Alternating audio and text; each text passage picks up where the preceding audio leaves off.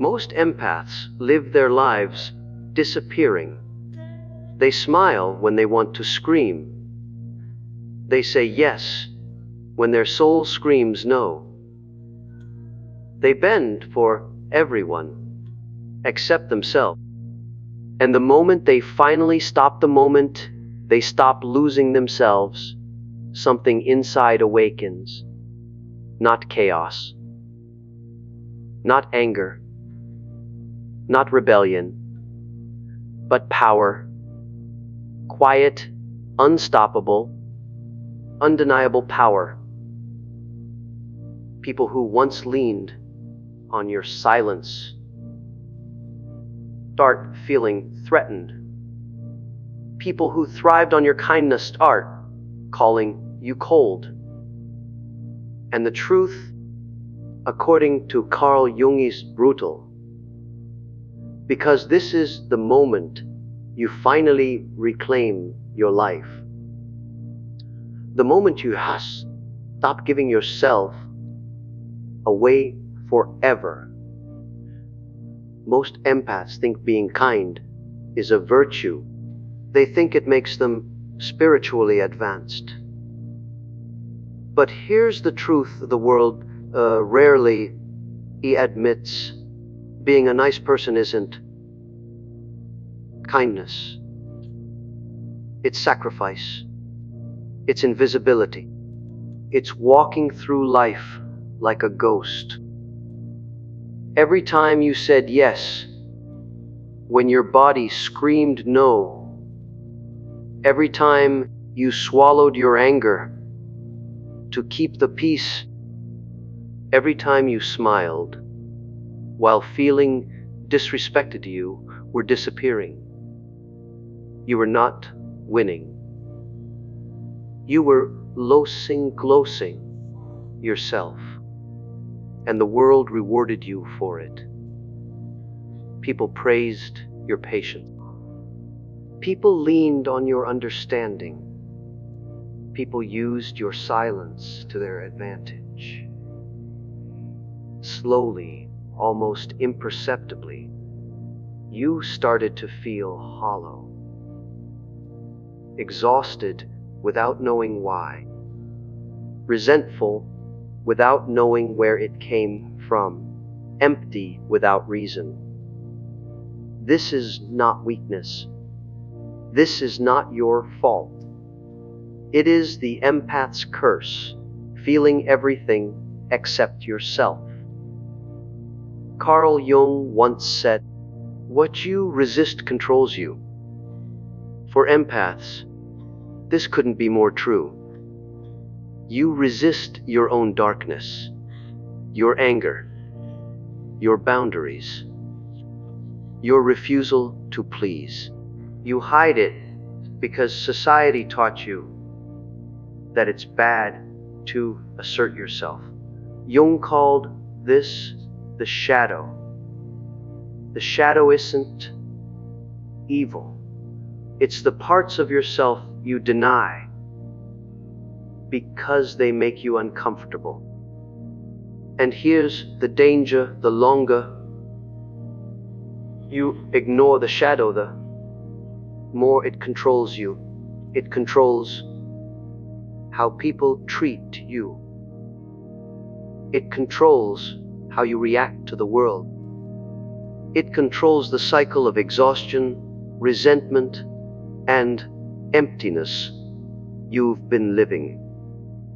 Most empaths never see it. They just keep giving and losing themselves, one yes at a time. There comes a moment, and if you're watching this, you're close to it. A moment where something inside snaps. Not loudly, not dramatically, quietly, insidiously. You stop explaining, you stop chasing, you stop overgiving. And suddenly, you choose yourself. For the first time, maybe ever, you look in the mirror and say, "I matter. My time my energy, my soul. I am not giving it away anymore.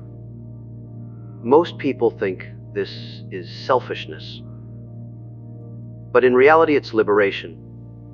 Because the version of you that always surrendered was never truly living. Here's what nobody warns you about. When you stop losing yourself, people get uncomfortable.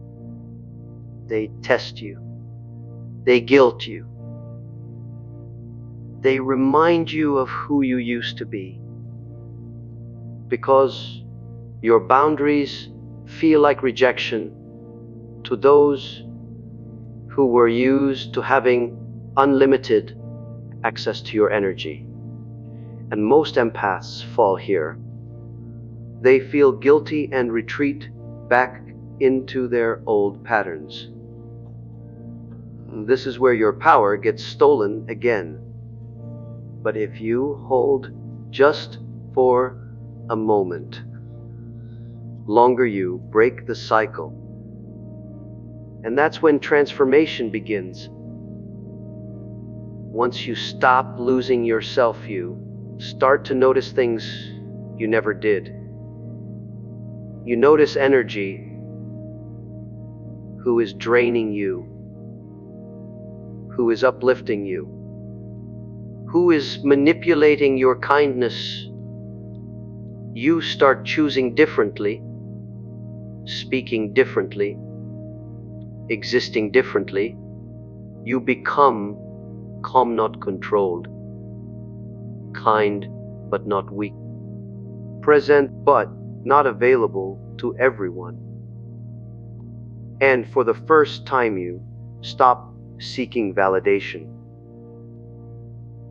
You stop needing approval. You stop explaining your worth.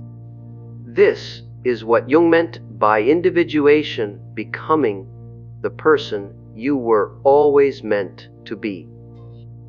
Not the version the world demanded you be. Your shadow isn't the enemy. It's your guide. Your anger's not wrong. It's your signal. Your boundaries, they are not selfish. They are necessary. Your silence, it's not weakness. It's control. When you integrate the shadow, you stop attracting chaos. Because chaos cannot manipulate someone who knows themselves. You stop losing energy to toxic people. You stop being invisible. You stop being the version of yourself that the world exploited. Here's the harsh truth most empaths aren't ready for. The world will resist your change, not because you're wrong, but because it's inconvenient for others. The friends, partners, co-workers, even family who thrived on your invisibility will test you. They'll push, provoke, guilt, and question your new boundaries. And the empath inside will feel fear, guilt. But this is your proving ground. If you survive it, you emerge stronger, calmer, more present, undeniable. You no longer just exist, you stand. And everything that once drained you loses its power. So if you feel people saying, you're not the same anymore, good. You weren't meant to be.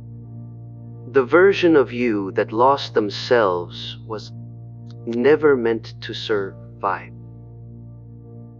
And the new you, the one who integrates the shadow, sets boundaries, and chooses themselves first, is unstoppable. People may fear you. People may respect you. People may misunderstand you. But one thing is certain, they will never control you again. If this resonated, you are not alone. You are the empath who stops disappearing. The empath who chooses themselves. The empath who finally reclaims their life. And the moment you do, everything changes. Even after you start choosing yourself, the struggle doesn't magically end. Inside, there's an invisible war going on. The empath, who used to give endlessly, keeps sneaking back, whispering, maybe you should just let it go. Maybe you're being too harsh. Maybe they won't understand. This voice is the shadow of your old self. The one who learned to survive by pleasing. And it's relentless. You feel guilt when you say no. You second guess your boundaries. You wonder if your kindness was ever real or just a mask. But here's the truth. This inner war is a sign of growth, because for the first time you are noticing it. For the first time, you are aware of your own patterns. For the first time, you are conscious instead of reactive. Every empath who survives this phase emerges stronger, not just emotionally, but energetically. One of the most dangerous traps for empaths is the illusion of normal relationships. Friends, partners, colleagues, they may seem fine until they demand more than you can give, until your kindness becomes a tool for manipulation. Most empaths forgive too easily. Most empaths justify the chaos. Most empaths accept excuses and sacrifice their well-being. But here's what separates the awakened empath. You learn to spot the patterns before they drain you. You see the manipulation. You feel the silent exploitation. You recognize who benefits from your sacrifice. And once you see it, you stop enabling it. This is what Jung called confronting your shadow in real life. It's not about anger. It's not about revenge. It's about awareness. And awareness changes everything. Many empaths fear anger. They associate it with loss of control, with being bad or selfish. But anger is not a flaw. Anger is a compass. It tells you where your boundaries were crossed, where your energy was stolen, where your soul was ignored. When you embrace your anger without letting it consume you, you becomes fuel. Fuel to reclaim your time, your energy, your life. It becomes a signal that you no longer accept what doesn't serve you. And for the first time, anger is not destructive, it is liberating. Empaths are used to over-explaining. They feel the need to justify their choices. They feel responsible for everyone's emotions. But there is power in silence. Silence is clarity. Silence is control. Silence is a statement louder than words. I am not yours to manipulate. The awakened empath learns that saying less is not weakness. It is strength. When you speak only when necessary, people listen differently. They respect differently. They approach differently. Your silence becomes your shield, and sometimes your weapon. Here's a deep psychological truth from Jung: everything that irritates us about others can lead us to an understanding of ourselves. Every toxic interaction, every manipulative comment, every person who tries to guilt you reflects something inside that needs acknowledgement. Perhaps it's your old habit of overgiving. Perhaps it's your fear of confrontation. Perhaps it's the part of you that still believes you must earn love. By seeing these patterns clearly, you learn not to react, but to respond. You stop being a victim. You stop being a doormat. You stop giving away your power. Once you integrate your shadow, embrace your anger, and reclaim your boundaries, your energy transforms. You stop leaking your power into unworthy situations. You stop sacrificing your peace for approval. You stop overgiving and under-receiving. This energy manifests as presence, authority, magnetism. People start noticing. They feel your calm intensity. They sense that you are no longer available to the chaos. And here's the most important part. This is not about controlling others. It's about controlling yourself. And control over yourself is the ultimate freedom. Let me tell you a story. There was an empath named Sarah. For years, she overgave. She worked tirelessly, smiled endlessly, and absorbed everyone's pain. Her friends loved her. Her family praised her. Her partners depended on her. But inside she was empty, exhausted, resentful. One day she refused to meet a friend who always demanded her attention. No explanations, no guilt, just silence. The friend got angry.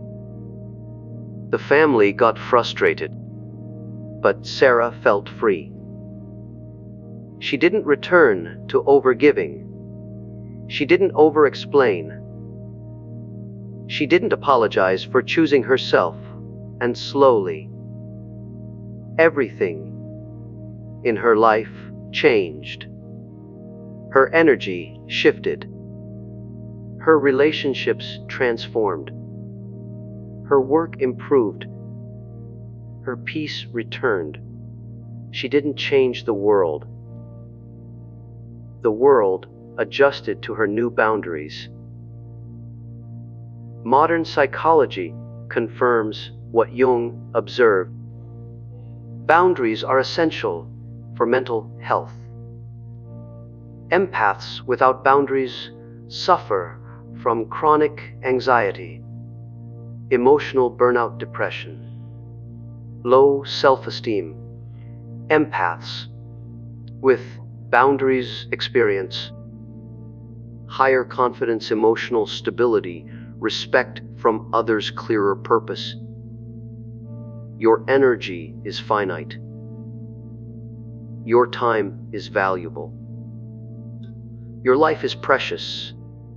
And when you honor that, you reclaim not just yourself, but the way the world treats you. Becoming the awakened empath is not a one-time decision. It's daily practice. Start by asking yourself every morning, what am I willing to give today? What am I not willing to give? Where will I protect my energy? Where will I embrace my shadow instead of suppress it? End your day with reflection. Did I overgive today? Did I honor my boundaries? Did I integrate my anger instead of denying it? This daily practice strengthens your psychic muscles, your resilience, your presence, your power.